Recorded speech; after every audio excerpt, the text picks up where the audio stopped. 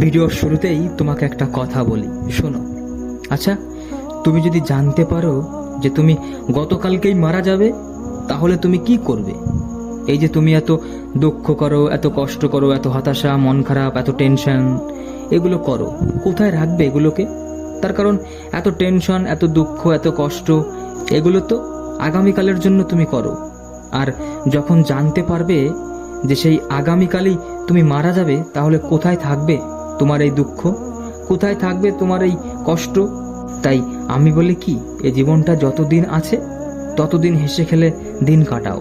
বিশ্বাস করো, এই পৃথিবী থেকে আমরা চলে গেলে কারুর কোনো যায় আসে না। হয়তো আমাদের মা বাবা কিছুদিন কষ্ট পাবে, কিন্তু তারপরেও তারাও একটা সময় ভুলে যাবে। হ্যাঁ, এটাই বাস্তব, এটাই সত্য। এই পৃথিবীর প্রত্যেকটা মানুষের জীবনেই সমস্যা আছে। প্রত্যেকটা মানুষের জীবনে ভিন্ন ভিন্ন প্রকৃতির সমস্যা থেকে থাকে। আমি জানি তোমার জীবনেও হয়তো এখন অনেক সমস্যা আছে, অনেক কষ্ট আছে। তবে এমনটা নয় যে এই পৃথিবীতে তোমার থেকেও আর কারো জীবনে বেশি কষ্ট নেই। না, এমনটা কিন্তু নয়। তুমি হয়তো এখন এমনটা বলতেই পারো যে অন্যদের জীবনে কষ্ট আছে, কিন্তু সেটা খুব অল্প মাত্রায়। আমার জীবনেই কেন এত দুঃখ কষ্টের মাত্রা বেশি? যদি তুমি এমনটা ভেবে থাকো, তাহলে তোমাকে বলি, শোনো। আচ্ছা, তুমি তো দূর থেকেই দেখেই মানুষকে বিবেচনা করো, দূর থেকে দেখেই মানুষদেরকে বিচার করো। ভাবো যে সে যেন কতই না সুখে আছে, সে কতই যেন আনন্দ আছে। তুমি যদি এমনটা ভেবে থাকো, তাহলে তুমি বোকার স্বর্গে বাস করছো। না, আমি তোমাকে ছোট করার জন্য বলছি না, আসলে এটাই তো বাস্তব। তুমি হয়তো কখনো লক্ষ্য করেছো যে প্রতিটা মানুষই একজন আরেকজনের সামনে নিজেকে খুব সুন্দরভাবে উপস্থাপন করে, নিজেকে খুব সুন্দরভাবে রিপ্রেজেন্ট করে, বা নিজের অনেক সুন্দর দেখানোর চেষ্টা করে। তারা সবাই দেখায় উপর থেকে যে আমি খুব ভালো আছি, আমি খুব সুখে আছি। বাস্তবে কিন্তু তেমনটা নয়। তার কারণ একটা বইয়ের কভার পেজ দেখেই কখনোই বোঝা যায় না যে সেই বইটিতে কি আছে, সেই বইটিতে ভিতরে কি লেখা আছে। ঠিক তেমনই আমাদের জীবনেও এই একই নীতি প্রযোজ্য।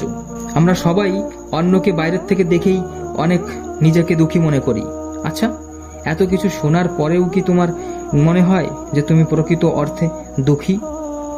আমরা সবাই অন্যকে বাইরে থেকে দেখে নিজেকে দুঃখী মনে করি। আচ্ছা, এত কিছু শোনার পরেও, এত কিছু দেখার পরেও তোমার কি মনে হয় যে তুমি প্রকৃত অর্থে দুঃখী? আজকের দিনের এই দুঃখটা কি সত্যি তোমার মন খারাপের যোগ্যতা রাখে? একবার ঠান্ডা মস্তিষ্ক ভেবে দেখো। প্রিয় ভাই আমার, ছোট্ট বোনটি আমার, তোমাকে বলি, শোনো। কখনো সুস্থ মস্তিষ্কে ভেবে দেখো যে আজকের দিনের এই দুঃখ কষ্ট কি সত্যি তোমার মন খারাপের যোগ্যতা রাখে? হয়তো তোমার উত্তর হ্যাঁ হবে কিছু সময়ের জন্য, কিন্তু তুমি যদি কিছু সময় নিয়ে সুস্থ মস্তিষ্কে ভেবে দেখো, তাহলে তোমার উত্তর হবে না, না হবে।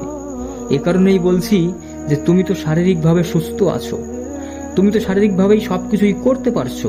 মন চাইলেই ঘুরতে যেতে পারছো, মন চাইলেই একটা খাবার খেতে পারছো, মন চাইলেই অন্য জায়গায় ঘুরতে পারছো, ঘুমোতে পারছো। আর কি চাই? আর কি চাই এই জীবনটাতে? আমাদের রবকে দুহাত তুলে শুকরিয়া আদায় করো। তার কারণ সে চাইলেই তো আমাদের জীবনটাকে মুহূর্তের ভেতরে পরিবর্তন করে দিতে পারে। সে চাইলেই তো আমাদের জীবনটাকে মুহূর্তের ভেতরেই বদলে দিতে পারে। আমি জানি প্রতিটা মানুষের জীবনেই কষ্ট আছে।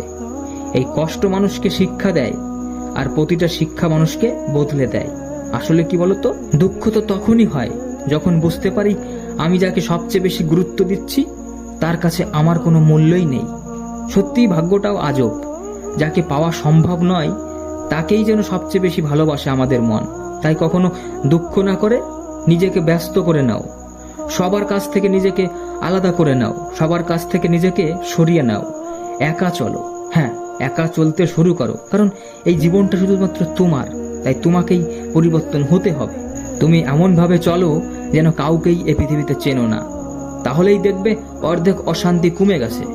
মনে রেখো, আজকের দিনে পাশে দাঁড়িয়ে ভরসা দেওয়ার লোক নেই, আজকের দিনে সামনে দাঁড়িয়ে পথ দেখানোর লোক নেই, কিন্তু আজকের দিনে পেছনে দাঁড়িয়ে সমালোচনা করার লোকের কোনো অভাব নেই। আজকের দিনে এই সমাজটা এমনই হয়ে গেছে। এই সমাজের মানুষ বলো বা প্রিয় মানুষ বলো, সবাই প্রয়োজন মেটাতেই প্রশংসা করবে, আর প্রয়োজন মিটে গেলে ঠিক তারা একটা সময় তোমার কাছ থেকে চলে যাবে। ঠিক একটা সময় প্রয়োজন মিটে গেলে তারাই তোমার প্রথমে বদনাম করবে। তাই তুমি যদি ভালো কিছু করতে চাও তাহলে শুরু করে দাও। এ সমাজের মানুষের কথায় কান দিও না, কখনো মন খারাপ করো না, তার কারণ সবাই তো আর এক হয় না। এ পৃথিবীর প্রত্যেকটা মানুষের কাছেই তুমি কখনোই ভালো হতে পারবে না, আর এটা কখনো চেষ্টাও করো না, আর এটা কখনো আশাও করো না, তার কারণ এটা সম্ভব নয়। দেখবে, একটা কথা আমি প্রায়ই বলি, এই সমাজটা একটু অন্যরকম, এই সমাজের মানুষগুলো একটু অন্যরকম, তার কারণ এই সমাজ মৃত মানুষদেরকেও ছাড় দেয় না। হ্যাঁ, তুমি ঠিকই শুনেছ, এই সমাজ মৃত মানুষদের ছাড় দেয় না। এই সমাজের মানুষ তো মৃত মানুষকে নিয়েও সমালোচনা করতে দ্বিধাবোধ করে না, আর সেখানে তুমি আর আমি তো জীবিত, তাই আমাদের সমালোচনা হবেই, এটাই স্বাভাবিক। তাই কখনো দুঃখ করো না, তাই কখনো নিজেকে কষ্ট দিও না। যদি অতিরিক্ত দুঃখ কষ্ট পাও তাহলে রবের কাছে বিচারটা দিও। যারা তোমাকে নিয়ে হিংসা করে তাদের বিচারটা রবের কাছে দিও, তার কারণ আমরা ছাড় দিলেও প্রকৃত কিন্তু কখনোই ছাড় দেয় না। আমাদের পরিচালক কিন্তু কখনোই কাউকে ছাড় দেয় না। ঠিক সঠিক সময় আসলে তার বিচার কিন্তু হয়ে যায়। তাই নিজে কখনোই তাদের সঙ্গে লড়তে যেও না, পুরোপুরি ছেড়ে দাও আমাদের রবের উপর, সে উপর থেকেই বিচার করে দেবে। তাই অবশেষে তোমাকে ওই একটা কথাই বলবো, বিশ্বাসটা করো নিজের ওপর, ভরসাটা করো আমাদের এই পরিচালকের উপর। দেখবে একটা সময় তুমি সফলতা পাবেই। হ্যাঁ, একটা সময় তুমি সফলতা পাবেই। ভালো থেকো তুমি।